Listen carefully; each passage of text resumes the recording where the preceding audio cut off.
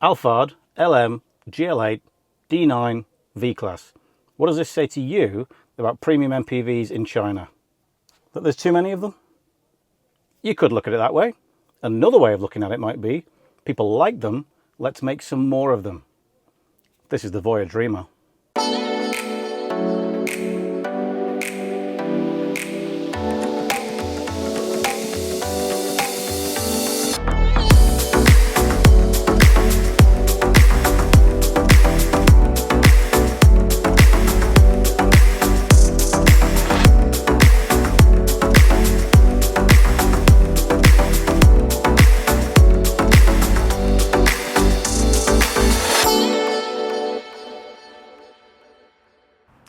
That's right, this is the Voyah Dreamer, the latest entrant to what is a very crowded premium MPV market here in China. Now, before I tell you about the car, I need to give you a cultural difference about how MPVs are used here in China as opposed to in Europe. Because in Europe, they're family cars for taking big families and lots of luggage around on your trips within the country or across the continent. Here in China, these cars are for businessmen. The business area is the second row. People like to sit in the back in luxury, in a reclining chair, doing work on their laptops, doing business deals, getting picked up from hotels. And yes, they get driven around. They don't drive around these cars by themselves. But let's get back to the car, and we'll start with this absolutely enormous grille. I brought with me a tape measure because I want to measure this from one corner to the other. And it is a full 1.26 meters across. It is absolutely enormous, and it makes a BMW actually look quite ordinary. It is a very, very bold statement from a very, very new brand. These guys only came out last year, and they are coming to Europe, although I don't suspect this car will come, but maybe it will, I'm not sure. Now, this car comes in two options, a hybrid electric option and a standard electric option. We have the hybrid version, that's why we have the open grille here. So there is a 1.5 litre engine underneath there. As I said, you can get an electric version that comes with a full plastic grille across there to make it more streamlined. But it's an MPV, therefore it is boxy. And that is accentuated by these sort of square chrome details on the side here, a very sort of square bonnet line. But we do have some nice features. We have a pretty cool sort of line up the bonnet there to make it look a little bit more, I don't know, fragrant. We've got a daytime running light across here, which is interspersed with this rather cool light up Voyah logo down there. If we come down to the side, you'll see it does look very square all the way down to the back of the car there, but we've got chrome touches that come all across the top there and along the doors. We have big chrome door handles here that actually stick out. We have, of course, electric sliding doors, why would you not? And we've got extra chrome along the bottom of the door there. We've also got 20-inch alloy wheels. They're not quite as attractive as those on the Voyah 3, which have more of a turbine look, but they are pretty cool and have a sort of a dark chrome effect, which I quite like. So that's the front side. Let's go and have a look at the back. Now, coming towards the back of the Dreamer, you'll see that it is an incredibly long vehicle. In fact, it is the second longest MPV on the market in China, second only to the Mercedes-Benz V-Class. It comes in at a full 5.315 meters long. So that sets a lot of expectations for space inside, which we'll be checking out later. But back to the details. We've got here on the D-pillar some sort of fluid diamond pattern there. It's also replicated down here in the lower bumper, just to break up the fact that it is, of course, a very boxy car, because MPVs do tend to be that way. We don't have a full-width LED light bar across the back, which is a surprise, but we do get these rather cool sort of dual effect lights in here, and we get your indicators across the top here. Got a couple of lights lower down. We've also got Voyah lettering across the back and a fairly large spoiler. In the electric tailgate, with a bit of extra chrome across the back, we have 427 litres of space in here, so it's pretty good for a few stand-up suitcases or even laid down. We can also lie down this third row here. Now, as you'll see, it's not a totally flat load bay. There is a step up here. Voyah say that that is a safety feature to protect in the event of a rear-end accident. So, you know, I'll trust them on that one. There's no size figures for how many litres there are with the seats down, but it's a pretty big space. You can take a lot of stuff there. There's not much space under here. We also have a 120 volt socket there as well. So yeah, it's a pretty cool MPV. Looks quite cool on the outside. What's it like inside? So although the business end of the Dreamer is in the second row, actually, there's still a lot to talk about in the front. So we'll start here. And we'll start with Voyah's now trademark triple 12-inch screen setup. So it looks like one big screen. It's three separate screens. This one in front of us is for our driving functions, for our speed and our range and things like that. Of course, we have a battery range and a petrol range in the hybrid. We also can get our night vision on here. So this car comes with night vision, useful at night time, a bit of a gimmick for the rest of the time. You also get your augmented reality satellite navigation on there too, which will show an image from a camera on the front of the screen and then use augmented reality on that, because we don't have a heads-up display here. The second screen in the middle is where all of your entertainment functions are. So your TV, your radio, your music, Bluetooth, all that kind of stuff in there. You also can get this in English too. So there's actually an English menu in there, which is pretty good. It will also talk to you in English, but it won't understand if you talk to it in English. You get some quick menus from the top, also from the left side there. And if you want to heat your seats, it's actually surprisingly hard to find this. You go to the home page, click on your seats, and then you can change the heating and ventilation on these two front seats here. So it's okay. It's not the fastest system in the world. It's not running on 8155, but it does the job. It's okay. You also get pretty much all the same functions over there on the third screen. You don't get any sort of separate Bluetooth connection. The other thing is you can actually watch TV whilst driving on that screen, and I can see it from here. So I don't even know if that's legal in China, but there you go. It's available on that screen. Elsewhere, we have up here on top of the dashboard a driver awareness camera. So this is checking on you to make sure that you're not tired, make sure that you're paying attention. It actually works. I yawned about 4 times yesterday and it binged me every single time that I did. It's pretty accurate. Down here at the bottom, we don't get any physical switch gear at all. So we get capacitive touch buttons. Gotta say, don't really like these. They don't give you any feedback whatsoever. You have to look down at them. These menus here, you got to scroll up and down to go up and down by 3 degrees, or tap it to go up by ½ degree. Just doesn't really give you any feedback whatsoever. I would much prefer to have those as just a rotary dial. It would be great. Anyway, we do get a wireless charger here for your phone. It's not super quick, but it's okay. We get the same shifter from the Voyah Free, but it's more plasticky in this one, so it feels a little bit less luxurious than it did in the Free. Couple of buttons here for your parking brake and automatic parking brake. Cup holders, a twin hinge glove box as well, and a bit of extra space down the bottom with twin USB sockets. Onto the steering wheel, which I quite like. We have a two-tone steering wheel, sort of a dark grey around the outside and a beige brown on the inside. Voyah's steering wheels are pretty good. They look quite cool, especially with the fact that they've got physical buttons. I do like to have physical switch gear on my car, so that's much appreciated. And it's reach and rake adjustable with a manual handle under there. On the top surfaces, we get good materials. We get soft stuff up here, soft stuff on the top of the doors, some leather across the dashboard here. This is fake wood, but it looks okay.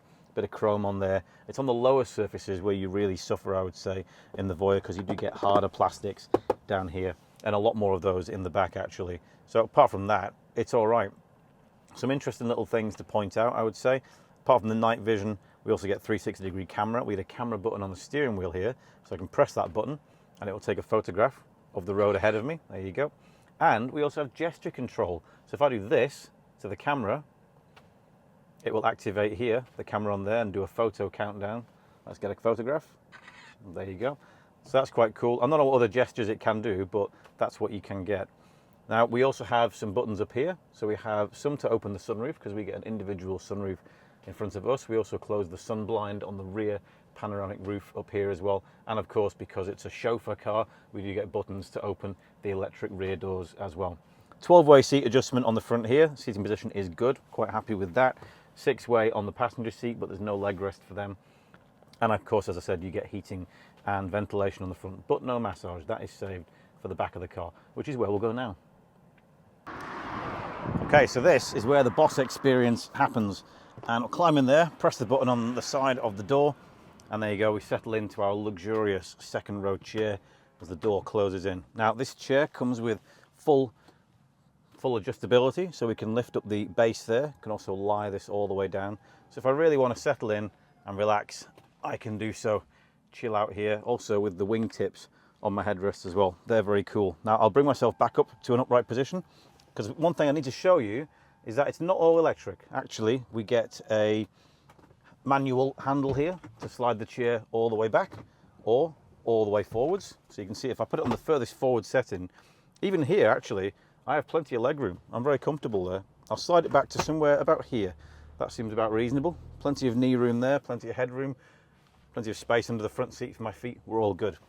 That's going to be useful in a minute. I'll tell you why. On the left side of our chair here, we have heating, ventilation and massage buttons. Also a reset button, which will bring your seat back to the normal position. In the doors, we've got our DIN audio sound system, big metal grille on there, another little tweeter here. We've also got some fluid diamond pattern there, the same on the outside, coming inside, and a bit of ambient lighting. We also get a tray here, very solid, really robust tray. That's very good. You can definitely put your laptop on there, no problem. Also a bit of space for some magazines and stuff down there. In the center here, we get a couple of cup holders that open up in the middle. They're a bit far away, but at least they have some. We've also got USB and USB-C sockets on the second one, and then a third drawer down at the bottom to put some more bits on. If you want to store your phone, you can put it here in this sort of felt-lined pocket on the side of the chair, and we also get a USB-C socket on the front of the chair there. We get a reasonable sized sunroof. We can close that with the buttons up here, or I can keep it open again. We can also adjust our third zone climate control up there on the roof as well. But now I put my chair in this position for a reason. Why is that? Because I want to show you how you get into the back, and also how much room there is in here too. So we established that that chair in front of us was in the right position, comfortable position for the second row. You'll see here that I'm definitely not suffering. I've got plenty of knee room, plenty of foot room down there. My thighs are fully supported on this rear bench. So actually, this is a full 6-seater car, even though we do get a seatbelt here for a 7th position, just in case you've got a little one in the middle. But it's comfortable. Got pockets on the back of the chair as well. We've also got ventilation up here. We have a small cup holder in here and another USB socket behind us. So there's USB sockets all over the car. It's great, actually. Very good for a family, even though it is for businessmen. What I would say though, a lot of plastic in the back here. Does get a bit harder and a bit less luxurious the further back in the car you get. These seats, as I mentioned, they fold down 60-40, so you get a bit of extra space in here. They don't fold into the floor. And yeah, so actually a very spacious interior in the Voyah Dreamer. Brilliant. Now let's take it for a drive. Most people who buy the Dreamer are probably not going to be sat where I'm sat. They're going to be in the back enjoying the business life and the luxuries that this car has to offer. Nevertheless, somebody still has to drive it, and I want to give you a full review. So let's talk a little bit about the car, and we'll start with the performance. We have the hybrid version of this car, and that means that we get a 1.5 litre Dongfeng engine in the front, as well as twin electric motors. All versions get twin electric motors. The difference between this and the Free, which is an extended range electric vehicle, is that the engine can be used to charge the battery and power the wheels as well. The downside of that is it means it isn't really optimized to do both, so it's not always as efficient or as refined as maybe it could be. So for example, at lower speeds, or when the battery is low and the engine is charging the battery, you will start to hear the engine sometimes. It will intrude into the cabin. But on the whole, when you're driving around at normal speeds, actually you can't hear it. So it's actually totally fine. Just at lower speeds, you will hear it. Now, performance terms, as I said, that will give us 290 kilowatts of power, 389 horsepower, and 610 Newton meters of torque. And I'll give you the figures for the electric car at the bottom of the screen. It's slightly more powerful than the hybrid version. That gives us a 0 to 62 miles per hour time of just 6.6 seconds. Now briefly, the Dreamer was the fastest MPV in the world, so the standard range electric version will do that sprint in 5.8 seconds, but we've since been superseded by the Zeekr 009, which I think does it in about 4.5 seconds. But nevertheless, it's still perfectly sprightly. It will get you around very quickly. Now there are 3 different specifications within each powertrain. You get Home, Wish and Dream. We have Dream, which is the higher level, and that means that we get continuous damping control and air suspension as well. And for, I would say, 95% of surfaces, it's actually pretty good. It's very comfortable. It's totally unintrusive. You can go over most of the sort of small and medium-sized bumps without any issues. Only really big ones will affect it. It is comfortable. It is as kind of wafty or as dreamy, let's say, as maybe you would hope it to be. As I said, it's a hybrid, so we get a 25.5 kilowatt hour battery in this, as well as a 51 litre fuel tank. Combined, that will give you a CLTC range, the generous one, of 750 kilometers. Even with that generosity, that's not really much to write home about. For example, a Li Auto L9, which is an extended range electric vehicle, will give you over 1,000 kilometers of range, and a Denza D9 MPV will also give you over 1,000 kilometers of range. So 750 is not really that much in that context. We're currently getting 10.8 litres of fuel per 100 kilometers, so it's pretty average. You will only get 82 kilometers of EV range as well, so it's kind of what you would expect from a smaller battery, but not the most efficient of drivetrains. For the electric version of the Dreamer, the range is 475 kilometers for the standard range and 605 for the longer range version. And okay, again, that's fairly average. It's not super impressive in terms of your range.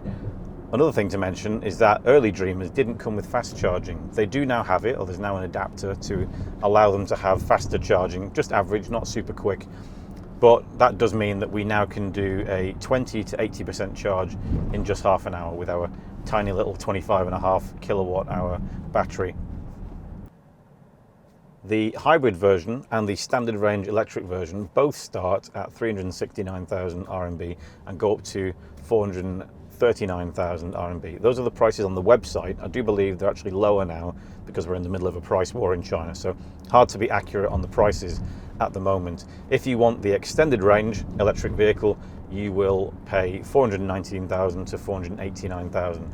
And if you want the super luxurious four-seater version with the really cool interior colors, a divider here and a massive TV screen, those prices start at 699,900 RMB. So we are in a lower price bracket than the Zeekr 009, so that's where the level of luxury goes down a little bit, and there's a few cost savings.